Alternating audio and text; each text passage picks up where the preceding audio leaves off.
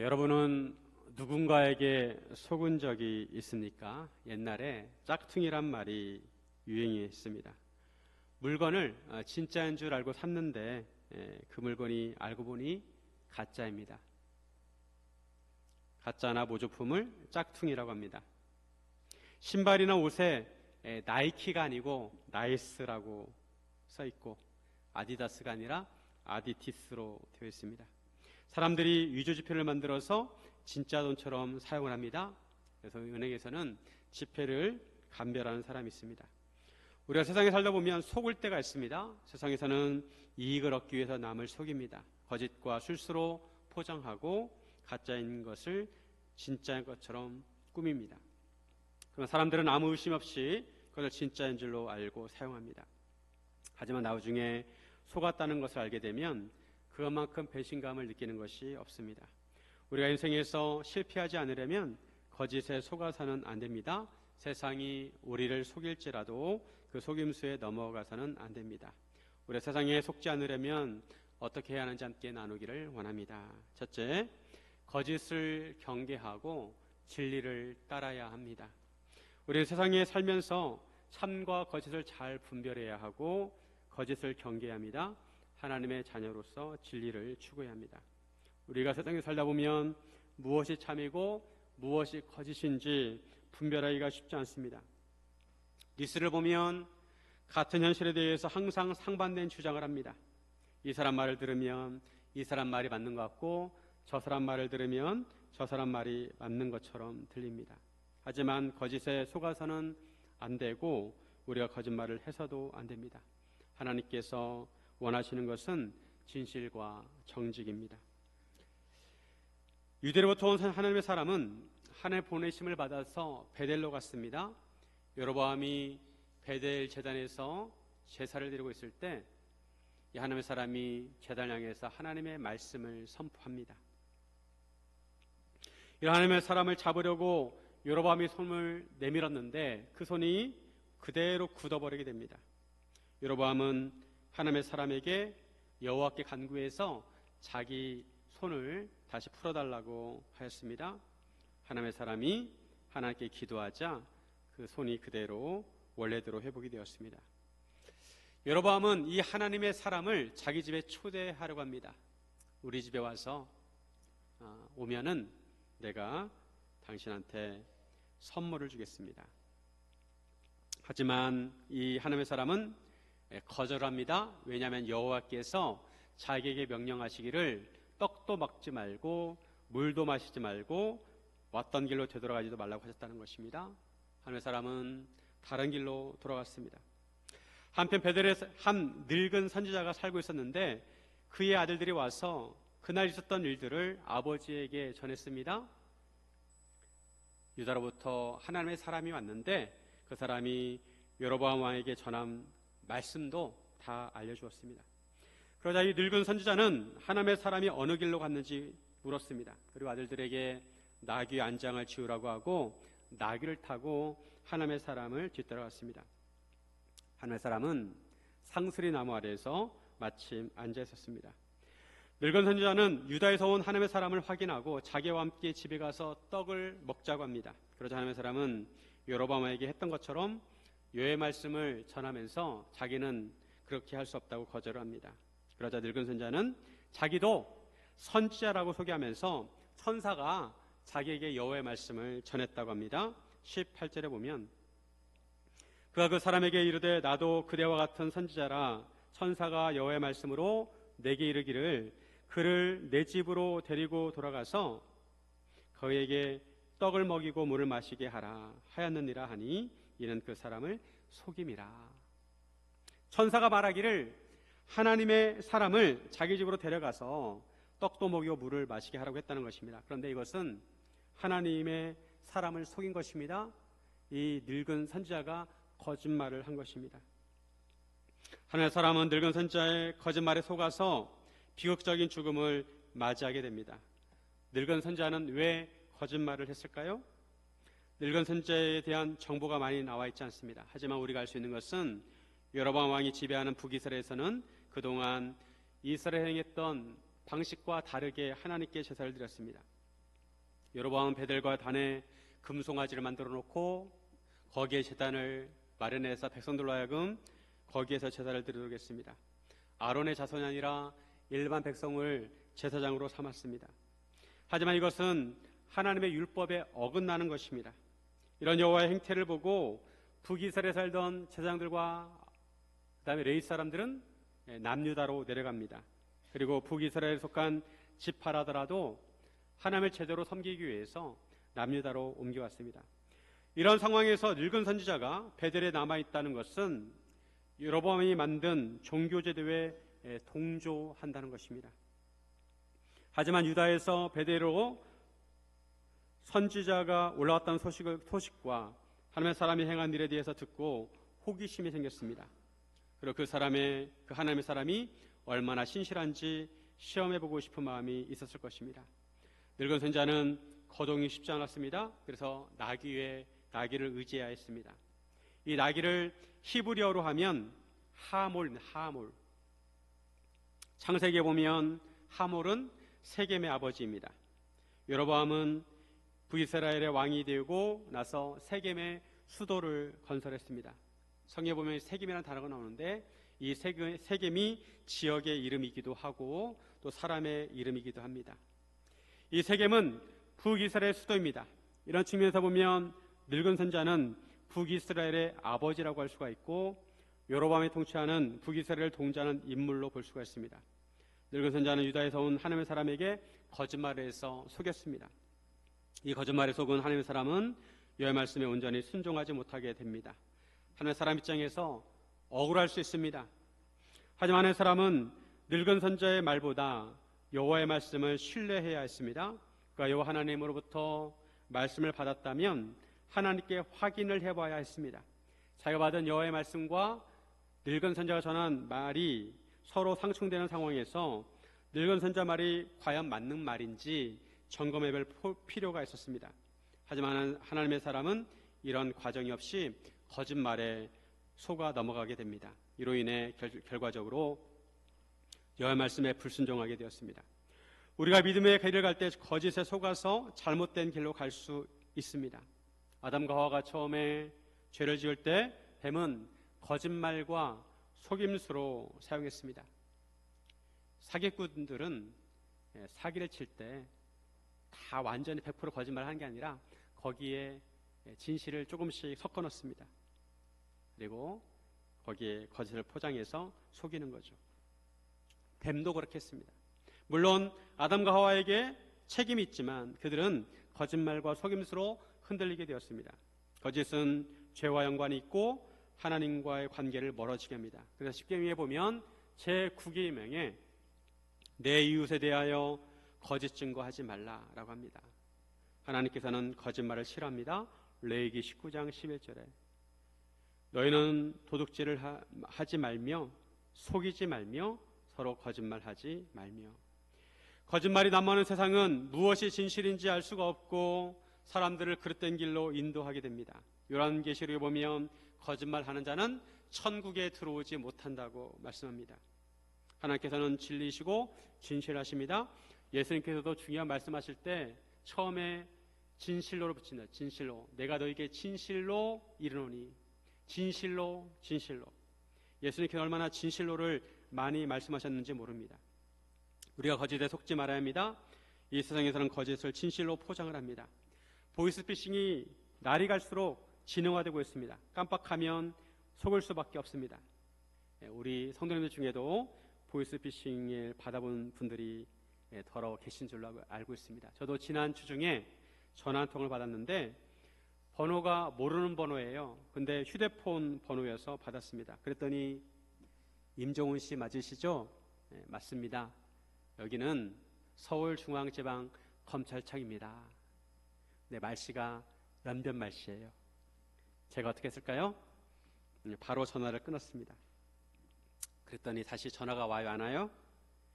전화가 다시 오지 않더라고요. 세상 갈수록 지능적으로 사람을 속입니다. 이런 거짓말에 속아 넘어가면 재산도 잃게 되고 수렁에 빠집니다. 그래서 사람들의 말에 너무 쉽게 넘어가면 안 됩니다.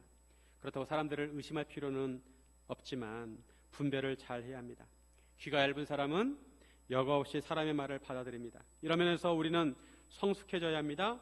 어린아이들은 참과 거짓을 잘 분별하지 못합니다.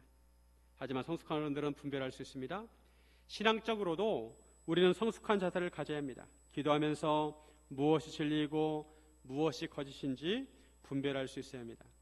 그리고 우리는 또한 거짓말을 해서는 안 됩니다. 사람이 참말만 하고 산다는 것은 쉽지 않습니다. 사람은 때로 선한 거짓말이라고 하면서 거짓말합니다.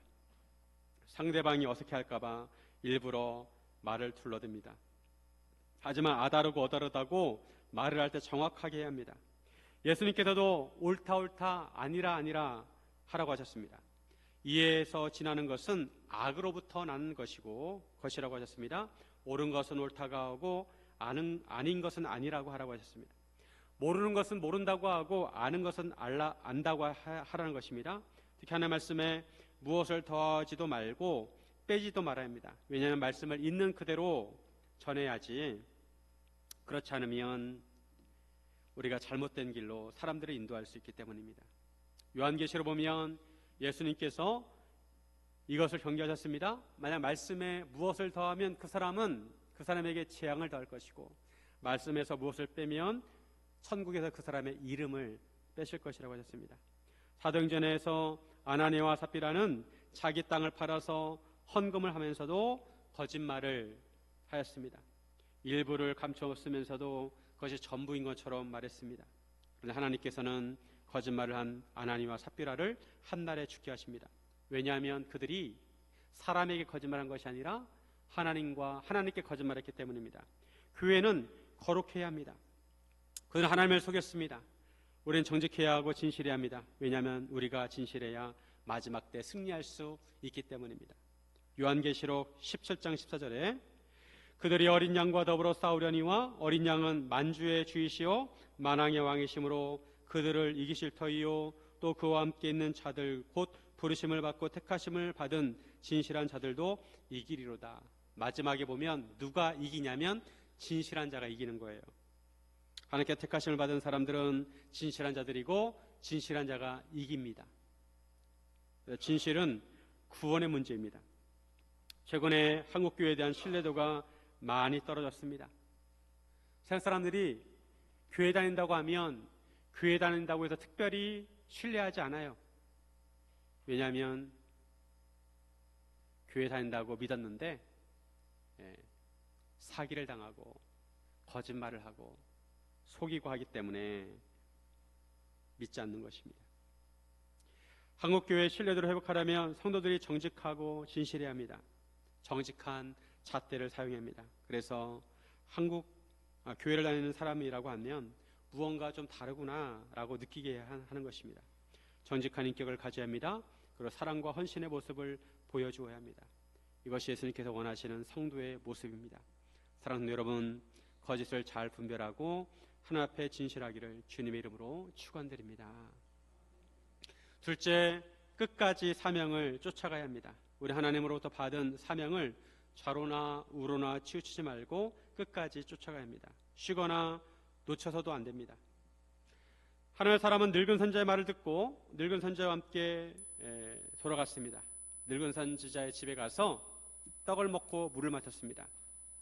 그들이 상 앞에 앉았을 때 여호와의 말씀이 늙은 선지자에게 임했습니다. 21절과 22절에 그가 유다에서부터 온 하나님의 사람을 향하여 외쳐 이르되 여호와의 말씀에 내가 여호와의 말씀을 어기며 내 하나님 여호와께서 내게 내리신 명령을 지키지 아니하고 돌아와서 여호와가 너더러 떡도 먹지 말고 물도 마시지 말라 하신 곳에서 떡을 먹고 물을 마셨으니 내 시체가 내 조상들의 묘실에 들어가지 못하리라 하셨느니라 하니라.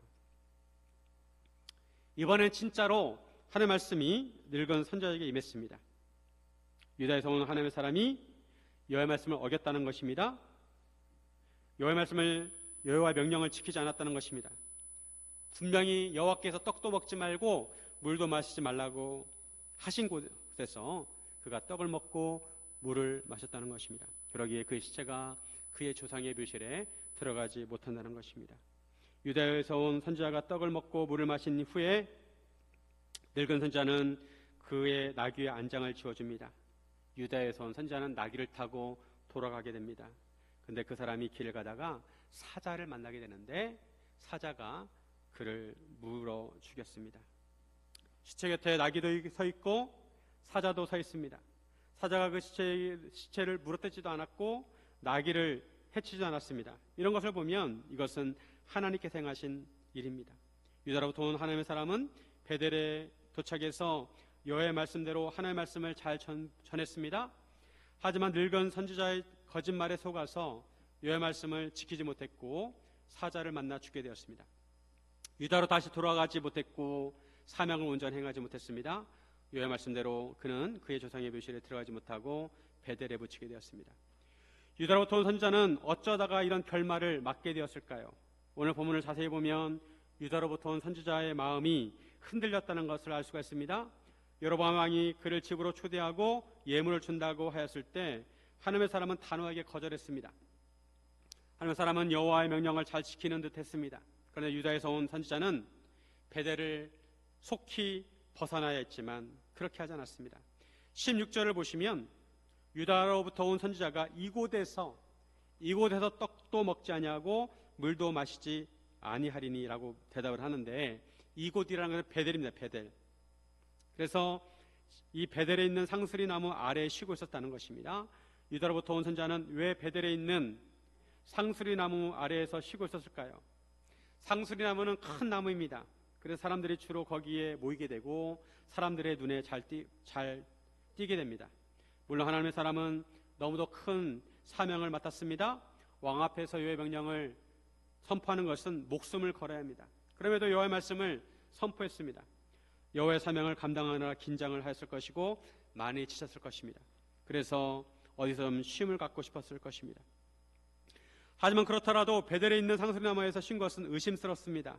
그의 마음이 흔들렸다는 것입니다.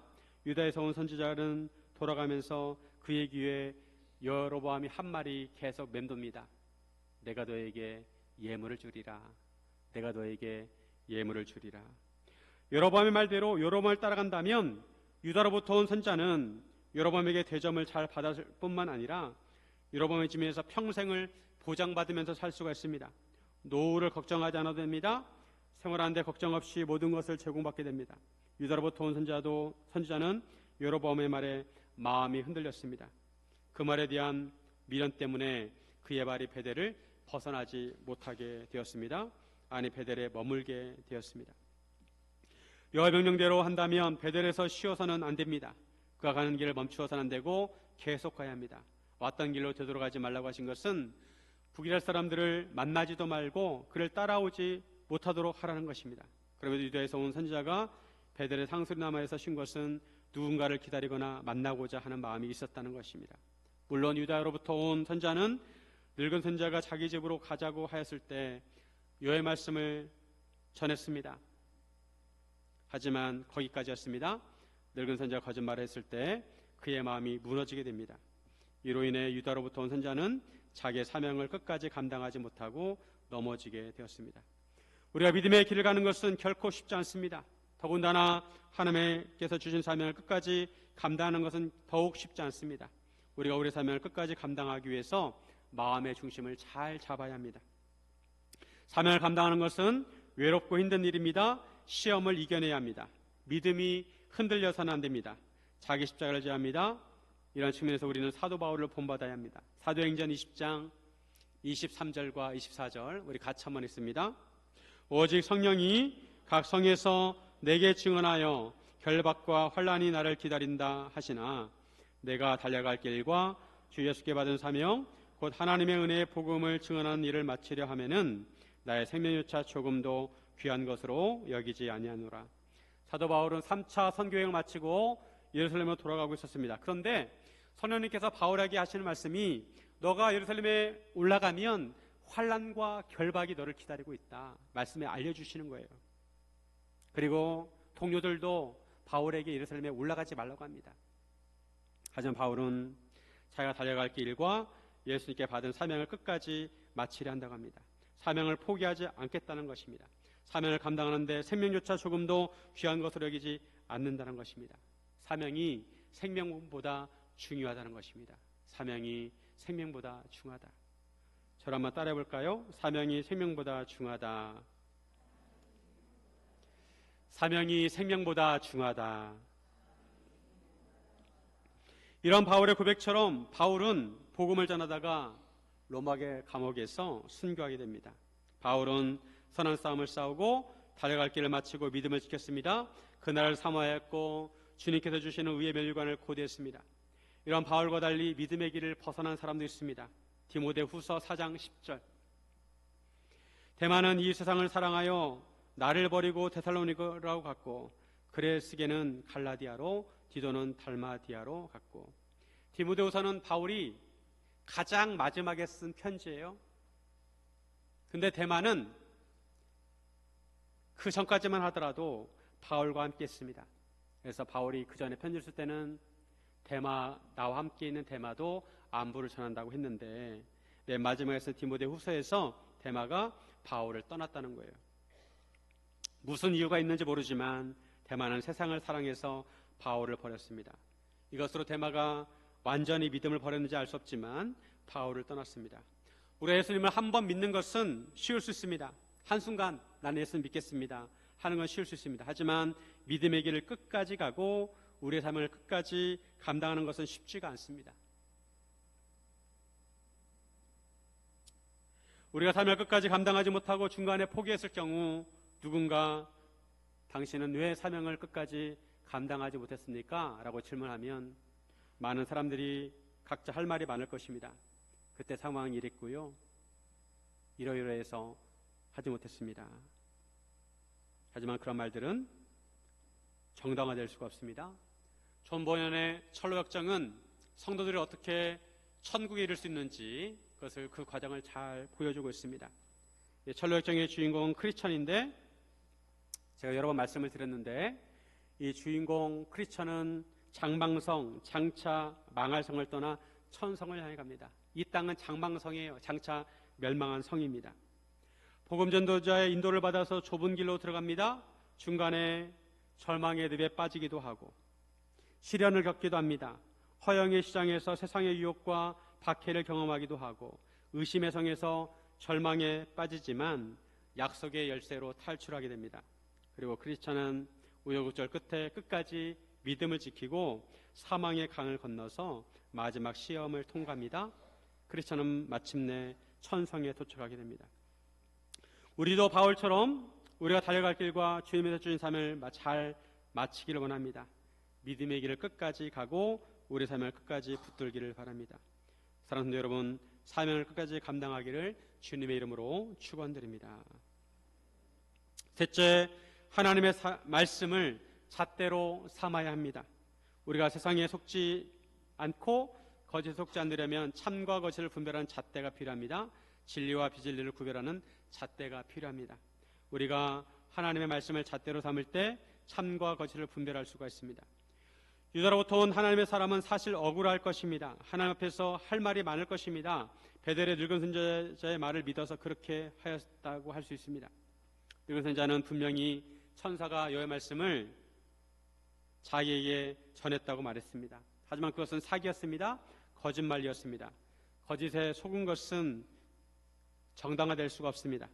거짓에 속았거나 거짓말을 했거나 그에 대한 대가를 치러야 합니다. 결국 유다로부터 온 선지자는 길에서 사제를 만나 물려 죽게 되었습니다.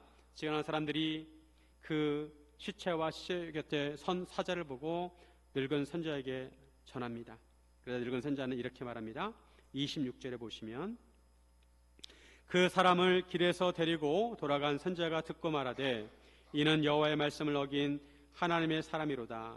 여호와께서 그에게 하신 말씀과 같이 여호와께서 그를 사자에게 넘기심에 사자가 그를 찢어 죽였도다 하고, 이 사람은 여호와의 말씀을 어긴 사람이로다. 분명히 자기가 거짓말로 하나님의 유다에서 온 선지자를 속였음에도 불구하고 이 사람이 하나님의 말씀을 어겼다는 것입니다. 아이러니한 일입니다. 늙은 선지자는 아들들에게 자기를 위해 나귀의 안장을 지우러 갑니다. 늙은 선지자가 가서 유다에서 온 선지자의 시체가 길에 버려진 것을 확인했습니다.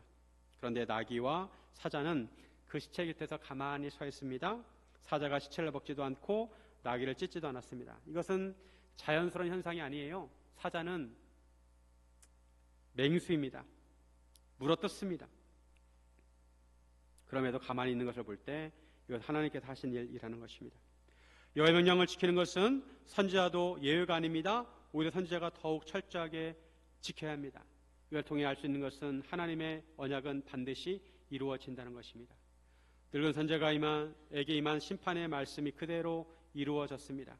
그리고 사자는 유다를 상징합니다. 사자는 유다를 상징하고 나귀는 북이스라엘을 상징합니다.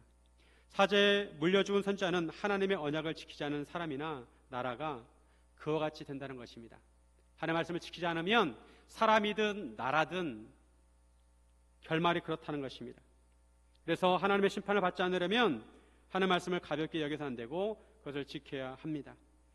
늙은 선지자는 하나님의 사람의 시체를 나귀에 싣고 자기 집으로 가져가서 장사를 지냅니다. 슬피 울며 장사를 지냅니다. 늙은 선지자는 뒤늦게 후회하고 선지자의 죽음을 안타까워했습니다. 그 자신도 하나님의 명령이 얼마나 엄중한지 깨닫게 되었습니다. 늙은 선지자는 그 시체를 자기의 묘실에 두었습니다.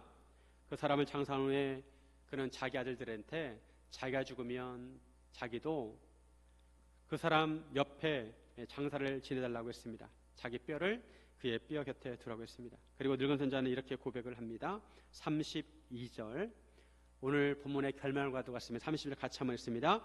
그가 여호와의 말씀으로 베델에 있는 제단을 향하고 또 사마리아 성읍들에 있는 모든 산당을 향하여 외쳐 말한 것이 반드시 이룰 것임이니라.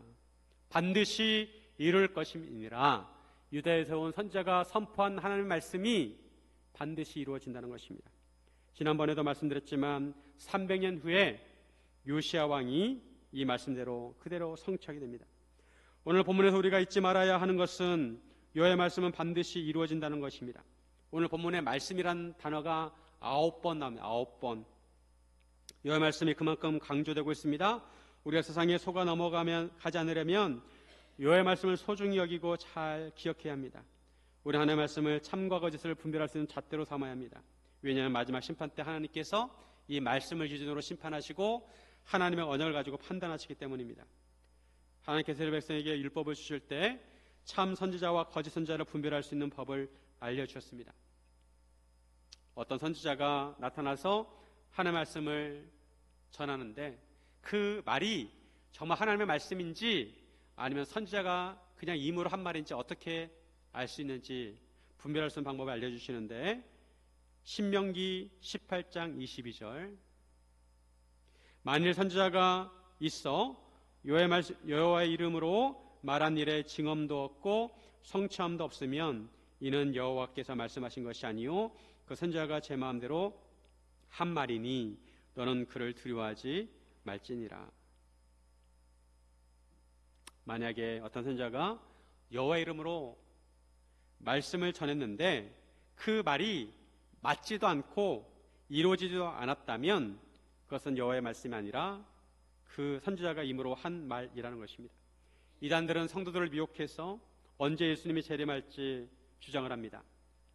몇월 며칠 날 예수님이 오실 것이다. 그러니 너희들 잘 준비하고 재산 다 팔아가지고 그 재산 가지고 갈 거 아니니까 다 헌금하라고. 근데 그날이 돼서 그 날짜가 되었는데 예수님이 와요 안 와요? 예수님이 오시지 않습니다. 그러면 그 사람의 말은 믿을 필요가 없다는 것입니다. 두려워하지 말라는 것입니다. 이단들이 이런 일을 아주 많이 했습니다. 어르신들이 선물을 많이 준다고 약 파는데 많이 갑니다. 그럼 그 사람들의 말을 믿고 약을 사면 돼요? 안 돼요?